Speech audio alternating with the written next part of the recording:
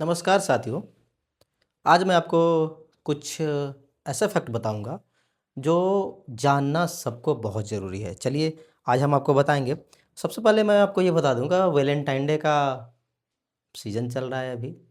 और अगर आप वैलेंटाइन डे पर गलत वादा करते हैं तो सीधा बीएनएस के सेक्शन 69 के तहत आप जेल जा सकते हैं। चलिए चलिए इसी विषय में हम आपको आगे लिए चलते हैं। क्या शादी का वादा तोड़ना रेप होता है? ये कैसा सवाल है? कोई आज तक मतलब सोचने वाली सवाल है कि क्या आप अगर किसी से शादी का वादा किए हैं और आप अगर तोड़ते हैं तो क्या ये रेप में आता है? तो चलिए हम आपको इसके बारे में बताते हैं। क्या किसी के साथ शादी का झूठा वादा करके फिजिकल रिलेशनशिप बनाना रेप माना जाएगा? पहले आईपीसी में ये सेक्शन 375 में था। इसमें ये साबित करने में बहुत टाइम लग जाता था कि ये रेप है, नहीं है, कंसेंट था, नहीं था। लेकिन अब बीएनएस के सेक्शन 69 में ये एक अलग से प्रावधान लाया गया है। हम आपको बता दें कि 1 जुलाई 2024 से यह लागू हो गया है। चलिए आज हम आपको बताते हैं कि सेक्शन 69 क्या कहता है। अगर किसी व्यक्ति किसी महिला के साथ धोखे से संबंध बनाता है तो वह रेप की श्रेणी में नहीं आता है। बोलिएगा कि यार ये क्या बोल दिए? आप लोग बोल रहे होंगे कि ये क्या बोल दिए। ये सही बोल रहे हैं। अगर आप किसी महिला के साथ धोखे से संबंध बनाते हैं तो ये रेप में नहीं आता है। अभी गड़बड़ाइए मत, अभी इसका कुछ एक्सेप्शन है, हम आगे आपको बताते हैं क्यों रेप में नहीं आता है। सबसे पहला, नौकरी या प्रमोशन के लालच देके, नौकरी या प्रमोशन के लालच देके आप उसके साथ, या फिर झूठा शादी का वादा करके, या तीसरा पहचान छुपाकर। ये जो तीसरा है ना, ये बहुत डेंजर है। हम आपको इसके बारे में आगे बताएंगे। सबसे पहले हम आपको सबसे पहला बताते हैं कि नौकरी या प्रमोशन के लालच देकर किसी महिला को नौकरी दिलाने के नाम पर वादा करते हैं और उसे लालच देकर आप फिजिकल रिलेशनशिप बनाते हैं तो ये धोखा में आता है। आप सेक्शन 69 के तहत लाइबल होंगे।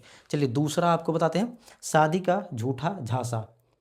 इसमें क्या है कि शादी का झूठा वादा करके आप किसी के साथ शारीरिक संबंध बनाते हैं तो ये सेक्शन 69 में आएगा। इसमें महत्वपूर्ण यह है कि जब लड़के की नीयत शुरू से ही शादी करने का न हो। ये सेक्शन 69 में तब आएगा कि लड़का शादी का वादा किया लेकिन वो फर्स्ट टाइम से ही उसका नीयत गलत था। उसके अंदर ये चल रहा था कि हमको शादी नहीं करना है, केवल उसको झांसा में रखना है, तब ये सेक्शन 69 में आएगा। अब तीसरा जो हम आपको थोड़ी देर पहले बताए थे कि ये बहुत खतरनाक है, अपना पहचान छुपाकर। अपना पहचान छुपाकर का मतलब कि अगर आपको, आपका नाम क्या है, आप किस धर्म से हैं, आप कहाँ से हैं, जस्ट लाइक लव जिहाद, इसी को लव जिहाद बोलते हैं। अगर आप लव जिहाद भी करते हैं तो इसमें भी आपको सेक्शन 69 के तहत लाइबल माना जाएगा। चलिए आज हम आपको सज़ा के बारे में बताते हैं। अगर आपको सेक्शन 69 के तहत आपको पनिश किया जाता है तो आप 10 साल तक की सज़ा प्लस जुर्माना मतलब फाइन, या दोनों साथ में हो सकता है। याद रखिएगा। अब सबसे पहले ये सोचिए कि हम पहचानेंगे कैसे कि ये वादा झूठा था, कैसे पहचानेंगे? तो इसके लिए ये मतलब कि ये वादा झूठा था अपराध है या ना है, तो अपराध तभी होगा कि अगर नियत शुरू से ही धोखे देने की थी तो यह 69 में आएगा। अब इसका एक एक्सेप्शन है, मतलब इसका डिफेंस है, बचाव है। इसमें क्या है कि अगर आपको दिखाई दे रहा है क्या, चलिए हम थोड़ा सा इधर हो जाते हैं। अगर वादा सच्चा था लेकिन बाद में परिवार के दबाव में या किसी वैलिड कारण के तहत शादी नहीं हो पाई, तो अगर वादा किया था, लगता है कि इसका वादा सच्चा था और ये अपने परिवार के दबाव में शादी नहीं कर पाया तो ये 69 के तहत नहीं आएगा। इसका एक आपको बचाव मिलेगा, इसका एक फ़ायदा है।